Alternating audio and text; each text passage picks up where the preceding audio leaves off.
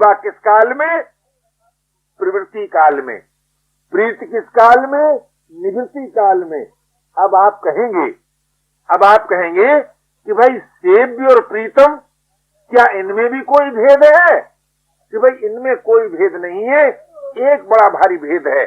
और वो भेद यह है कि जब हमारा प्रियतम सेव्य होता है तब वो व्यक्त हो जाता है, प्रकट हो जाता है, उसका प्रादुर्भाव हो जाता है। वही प्रियतम सेव्य जब होगा तब व्यक्त रूप में होगा, प्रकट रूप में होगा। जिसको किसी ने जगत के नाम से कहा महाराज, किसी ने माया मात्र के नाम से कहा, किसी ने प्रतीति मात्र से कहा, और किसी ने लीला शब्द से उसका वर्णन किया। तो भाई हमारा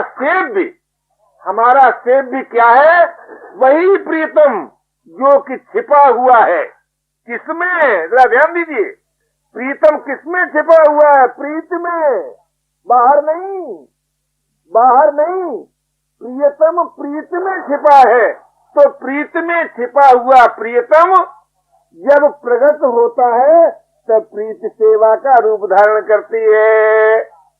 प्रीत सेवा का रूप धारण करती है और सेवा होकर सेव्य को रस देती है। और जब प्रियतम अपने प्रकट रूप को अपने में विलीन करता है तब सेवा प्रीत होती है और प्रीत होकर प्रियतम को रस देती है। अब भाई सच बात तो यह है कि जब प्रीत होकर प्रीतम को रस देती है सेवा, तब प्रियतम जो है उस प्रीत का भोगी होता है। जैसे सेव्य सेवा का भोगी है, ऐसे ही प्रीतम प्रीत का भोगी है। जब प्रीतम प्रीत का भोगी होता है तब ये पता चलाना बड़ा कठिन हो जाता है कि भाई कौन प्रीत है और कौन प्रीतम है, कौन प्रीत है कौन प्रीतम है। तो जहाँ प्रीत और प्रीतम के भेद का पता नहीं चलता वहीं लोग चुप होते हैं और चुप होकर वो रस कि जिसमें कभी क्षति नहीं, और वो रस का भोगता कि जिसकी शक्ति का कभी ह्रास नहीं। तो दशा क्या होती है कि कल्पना करो कि किसी को ऐसी प्यास लगी हो जो कभी बुझे नहीं, और ऐसा जल मिल जाए कि जो कभी घटे नहीं, और ऐसा पेट हो जो कभी भरे नहीं। तब आप क्या कहेंगे? तब आपको कहना पड़ेगा कि प्रत्येक घूंट पर एक नया रस है। क्यों नया रस है? कि प्यास बुझती नहीं, जल घटता नहीं, पेट भरता नहीं। यही वास्तव में अगाध रस है, अनंत रस है, नित्य रस है। और वो रस मानव मात्र को प्राप्त हो सकता है। कब हो सकता है? कि इसी बात को यदि हम लोग अपनी बोलचाल की सीधी सादी भाषा में कहें तो कहेंगे भैया अपने अधिकार का त्याग करो। बोले इससे क्या होगा?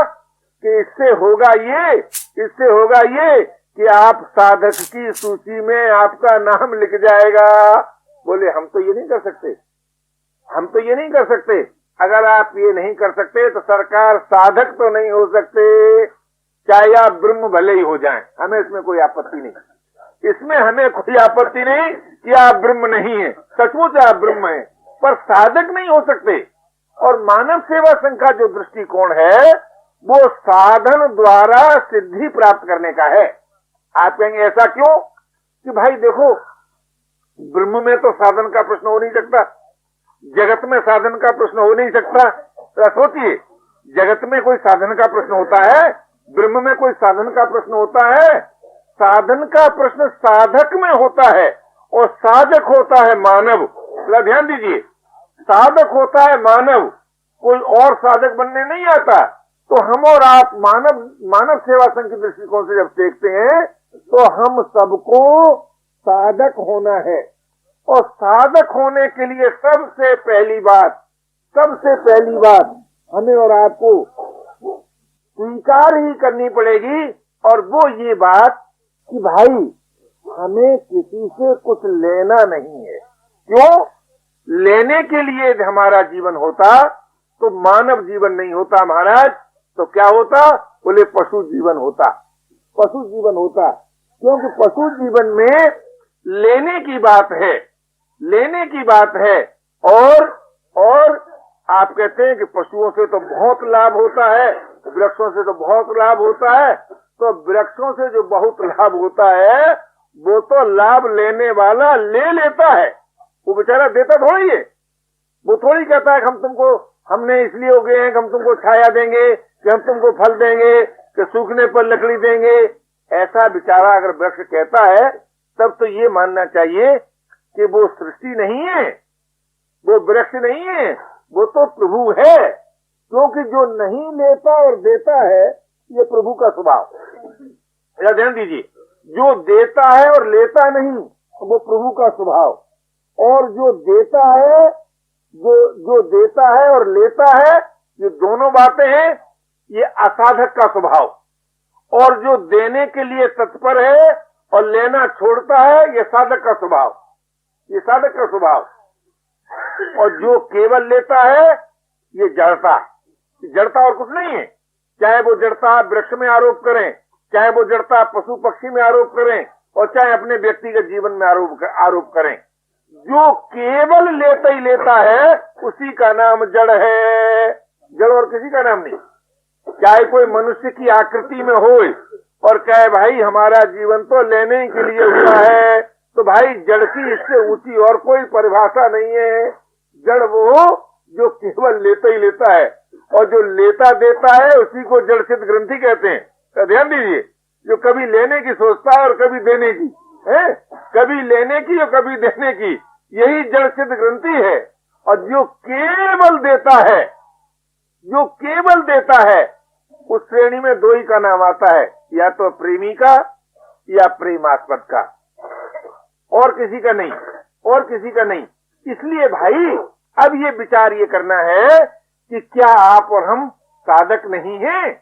यदि हम और आप साधक हैं तो हमारे आपके जीवन में जो लेने और देने दोनों की जो बात है, कभी लेने की सोचते हैं और कभी देने की सोचते हैं, उनमें से एक बात निकाल देनी पड़ेगी। कौन सी? लेने की बात, लेने की बात निकाल देनी पड़ेगी। तो जब हम अपने जीवन में से लेने की बात निकाल देते हैं, सच पूछिए उसी समय जड़ता से मुक्त होते हैं। जरा ध्यान दीजिए, जिसे कुछ नहीं चाहिए, जिसे कुछ नहीं चाहिए उसका शरीर से संबंध रह सकता है? विचार तो करो, विचार तो करो। जिसे कुछ नहीं चाहिए उसका शरीर से संबंध नहीं रह सकता, क्योंकि शरीर से तद्रूपता कामना पूर्ति के लिए अपेक्षित है, कामना निवृत्ति के लिए नहीं। लोगों ने तो यहाँ तक कह दिया आवेश में आकर, भावावेश में आकर, अरे भाई शरीर जो है ये साधन का क्षेत्र है, ऐसा प्राय कहते हैं ना। तो वो शरीर जो साधन का क्षेत्र है, वो इसी अंश में, इस मानव जीवन में आप लेना बंद कर सकते हैं, लेना बंद कर सकते हैं। तो भाई जब हम कुछ नहीं लेना चाहते हैं तब शरीर से संबंध नहीं रहता, और जब शरीर से संबंध नहीं रहता तब योग हो जाता है। देखिए, योग शरीर के नाश करने से नहीं होता, तो ध्यान दीजिए, और योग शरीर को बनाए रखने से भी नहीं होता। आप कितना ही पुष्ट शरीर बना लीजिए, उससे कोई योग हो जाए कोई जरूरी नहीं है। और आप शरीर का नाश कर दीजिए, उससे कोई योग हो जाए, ये संभव नहीं है। योग कब होता है? कि जब आपका शरीर से संबंध नहीं रहता। और शरीर से संबंध तोड़ने के दो उपाय, बड़े सुगम दो उपाय। एक उपाय तो यह है कि भाई हमें किसी से कुछ लेना नहीं है, अपने अधिकार का जो त्याग है ये भी शरीर से संबंध तोड़ने का उपाय है। और दूसरा, निज विवेक का आदर। आप कहेंगे कैसे? कि भाई पता तो लगाओ कि हम क्या हैं, हम क्या हैं। ये जब पता लगाओगे तो अगर आपने मान लिया कि हम जीव हैं तो ये आपका ज्ञान नहीं है, ये आपका विश्वास हो सकता है। अगर आपने ये मान लिया कि हम ब्रह्म हैं तो ये भी आपका ज्ञान नहीं हो सकता, विश्वास हो सकता है। इसका कोई भाई बहन ये न समझ बैठे कि मैं किसी के विश्वास को झूठ मानता हूँ, मैं विश्वास को झूठ नहीं मानता, किंतु विश्वास को विश्वास मानता हूँ, ज्ञान नहीं मानता। तो इतना ही अंतर है। मैं ये नहीं मानता कि जो अपने को जीव मानता है वो उसका विश्वास झूठ है, या जो अपने को ब्रह्म मानता है उसका विश्वास झूठ है, ऐसा मैं नहीं मानता। लेकिन उसको ज्ञान नहीं मानता, उसको विश्वास मानता हूँ। तो ज्ञान आपको क्या है भाई? आपको ज्ञान क्या है? आपको केवल इतना ज्ञान है कि यह का नाम मैं नहीं है। तो ध्यान दीजिए, यह का नाम मैं नहीं है, स्वीकृति का नाम मैं नहीं है। वही स्वीकृति का क्या है कि स्वीकृति जो साधन रूप स्वीकृति है वो तो कर्तव्य की प्रतीक है, और जो असाधन रूप स्वीकृति है वो अकर्तव्य की प्रतीक है। स्वीकृति के दो भाग होते हैं ना, साधन रूप स्वीकृति, कर्तव्य की प्रतीक। और कर्तव्य मालूम क्या है? कर्तव्य क्या है? दूसरे का अधिकार। कर्तव्य का अर्थ ही है दूसरे का अधिकार। और अकर्तव्य क्या है कि अधिकार लालसा। अधिकार लालसा, अधिकार लालसा अकर्तव्य का वो बीज है जिसमें से समस्त अकर्तव्य उत्पन्न होते हैं। लेकिन आज अधिकार मांगने को विकास का साधन बताया जाता है? अगर अधिकार मांगना विकास का साधन है तो हिरास क्या है भैया? हिरास क्या है? यदि अधिकार मांगने का नाम चेतना है तो जड़ता क्या है? यदि अधिकार मांगने का नाम पूर्णता है तो अपूर्णता क्या है? ध्यान दीजिए। तो कहने का मेरा तात्पर्य था कि भाई ज्ञान आपको इसी बात का होता है। किस बात का? कि पहला आपका ज्ञान यह है कि यह का नाम मैं नहीं है।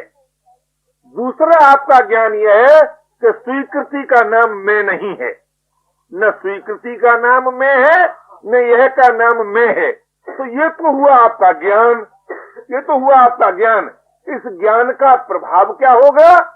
इस ज्ञान का प्रभाव होगा अधिकार का त्याग। इस ज्ञान का प्रभाव, ये जो अधिकार त्याग की बात मैं आपसे निवेदन करता हूँ, ये बिना दार्शनिक भित्ति की नहीं करता हूँ। ये दार्शनिक भित्ति है इस बात की कि जब आप यह का नाम मैं नहीं है तो बताओ आपका क्या अधिकार है? किसी बहन से पूछो, किसी भाई से पूछो कि शरीर से अलग जानकर आपको साड़ी चाहिए, आपको जेवर चाहिए, आपको पुत्र चाहिए, आपको पति चाहिए, आपको बंधु चाहिए। अगर ईमानदार बहन है तो नहीं चाहिए। किसी पुरुष से पूछो कि भाई शरीर से अलग जानकर आपको पत्नी चाहिए, भगिनी चाहिए, पुत्री चाहिए। अगर ईमानदार पुरुष है तो कहेगा नहीं चाहिए। तात्पर्य क्या? जिस समय आप अपने विवेक का आदर करते हैं और इतने अंश में कि जितने अंश में आप जानते हैं, मैं जीव हूं ये आप जानते नहीं, मानते हैं। मैं ब्रह्म हूं ये आप जानते नहीं, मानते हैं। मैं शिव हूं ये आप जानते नहीं, मानते हैं। तो भाई मानने की बात तो पीछे कभी करेंगे, लेकिन जानने के आधार पर कोई भाई कोई बहन ये कह ही नहीं सकती कि मैं क्या हूं, मैं क्या हूं। बस यही कह सकते हैं कि यह नहीं हूं, यह नहीं हूं, यह नहीं हूं। निषेधात्मक ज्ञान है आपको अपने संबंध में, और प्रतीतात्मक ज्ञान है आपको जगत के संबंध में। ध्यान दीजिए, जगत के संबंध में आपका प्रतीतात्मक ज्ञान है। ये शब्द गलत बनाओ, सही भगवान जाने। यानी प्रतीति है जगत की, ज्ञान जगत का भी नहीं है सरकार है। और अपने संबंध में केवल इतना ज्ञान है कि यह का नाम मैं नहीं है, स्वीकृति का नाम मैं नहीं है। तो निषेधात्मक आप अपने संबंध में जानते हैं और प्रतीतात्मक आप जगत के संबंध में जानते हैं। तभी तो लोग कह देते हैं विचारशील कि हम कुछ नहीं जानते हैं, यही जानते हैं। ये जो बात कहते हैं वो असल पूछो तो उसका मूल यहाँ है कि जगत की प्रतीति है, प्राप्ति नहीं है, प्राप्ति नहीं है। और जिसकी प्राप्ति नहीं है उसका ज्ञान कैसा? उसका ज्ञान कैसा? तो है क्या कि प्रतीति के आधार पर प्रवृत्ति है। अब वो जो प्रवृत्ति है उसके हैं दो रूप, अपने सुख के लिए कि दूसरों के हित के लिए। अगर अपने सुख के लिए प्रवृत्ति है तो जड़ता, और दूसरों के हित के लिए प्रवृत्ति है तो चिन्मयता।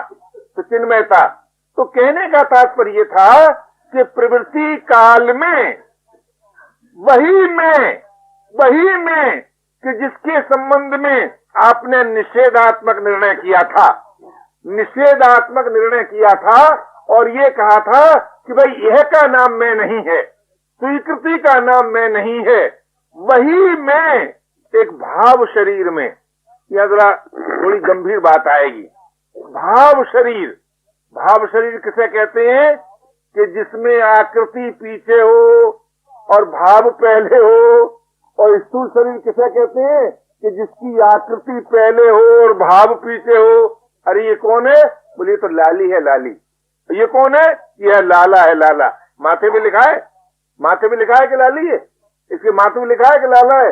एक बार हमारे यहाँ सुदोध माता जी के पास एक बड़े अच्छे पढ़े लिखे साधक आए, इनकम टैक्स ऑफिसर थे।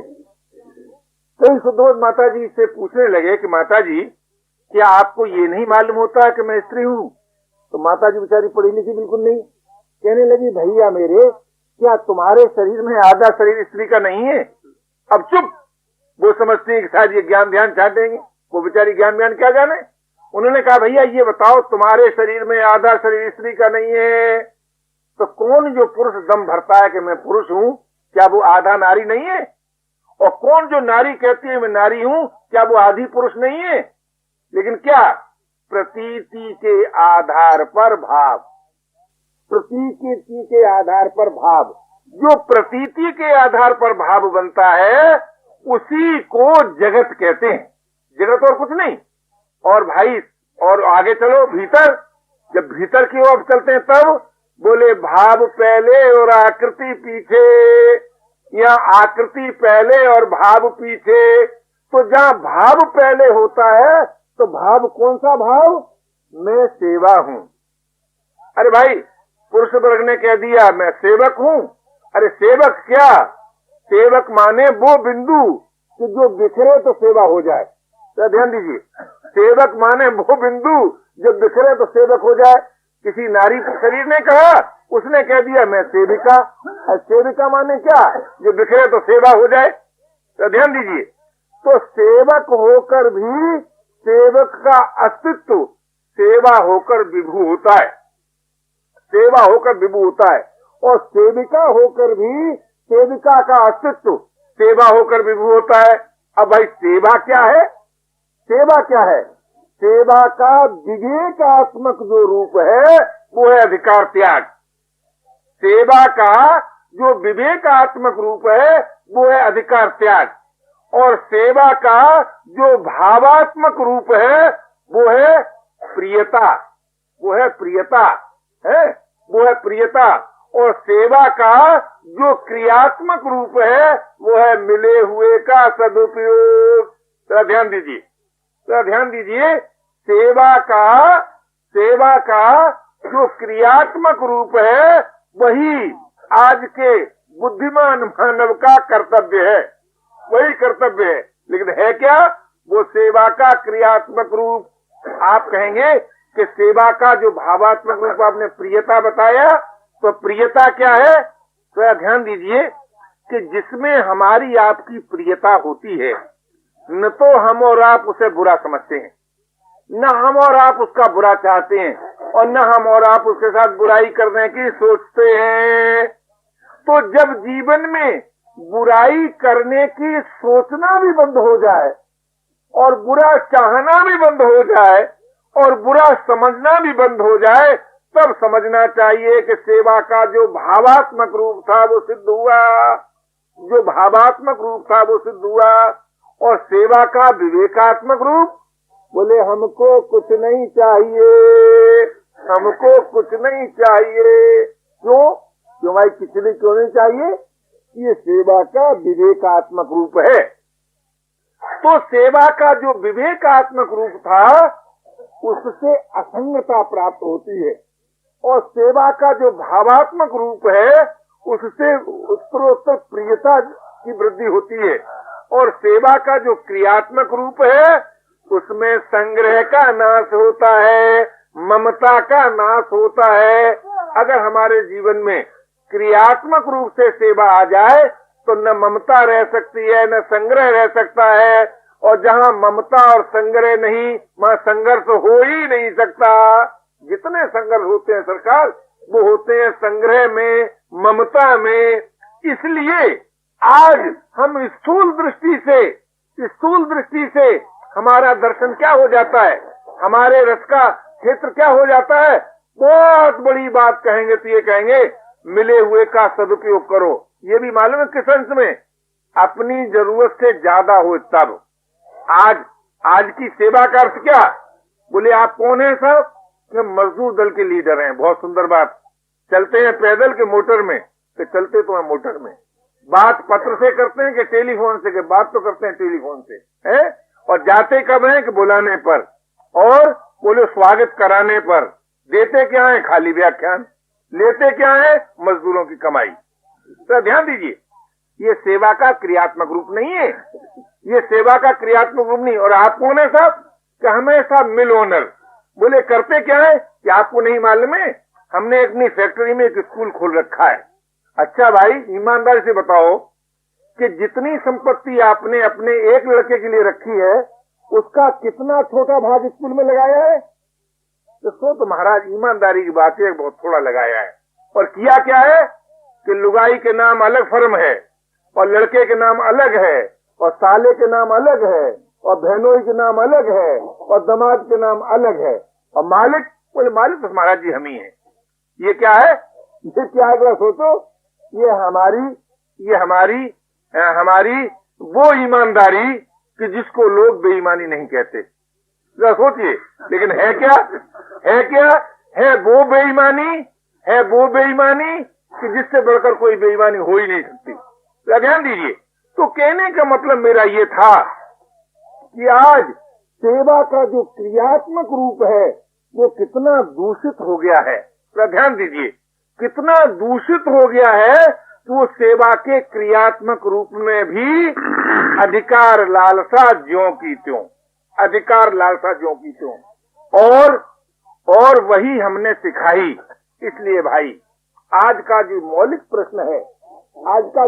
प्रश्न है वो यह है कि हमारे और आपके जीवन में जो रस की मांग है, वो रस की मांग पूरी नहीं हो सकती अधिकार मांगने से। इसलिए व्यक्तिगत दृष्टि से हम सबको इस बात का विचार करना पड़ेगा कि क्रियात्मक जो सेवा है उसी का नाम कर्तव्य परायणता है। क्रियात्मक रूप जो सेवा का है वो कर्तव्य परायणता है। और कर्तव्य का अर्थ ही है दूसरे के अधिकार की रक्षा और अपने अधिकार का त्याग। इसलिए आज अगर हमको आपको सचमुच रस प्राप्त करना है, तो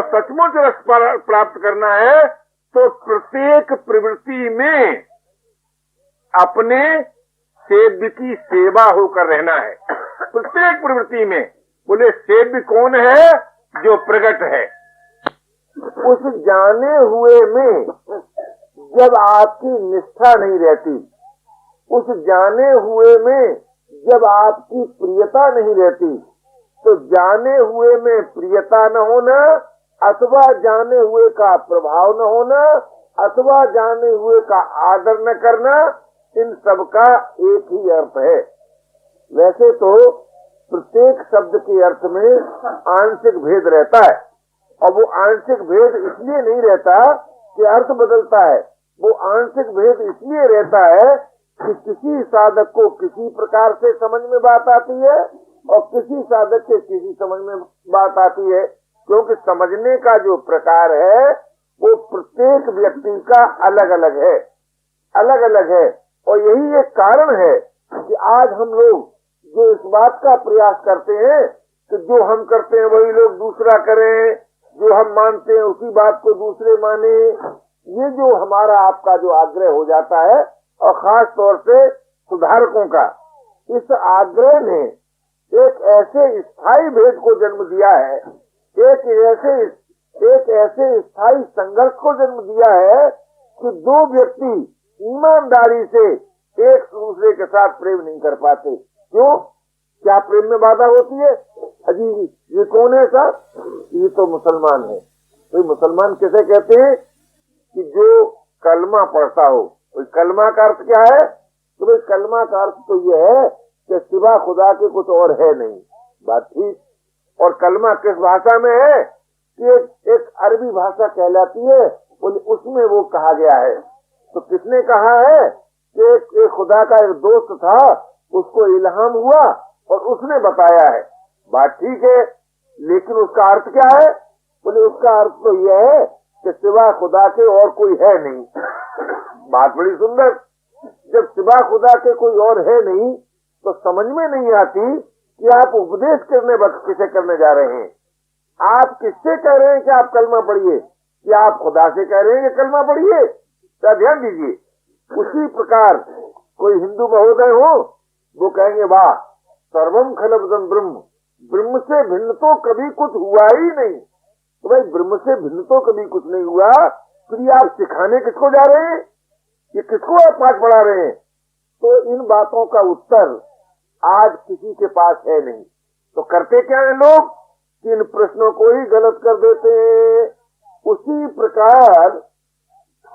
प्रकार जब मैं ये कहता हूँ कि आप लोग विवेक का आदर कीजिए, तब भी यही लालच लग सकता है कि भाई विवेक का अनादर किया तुमने।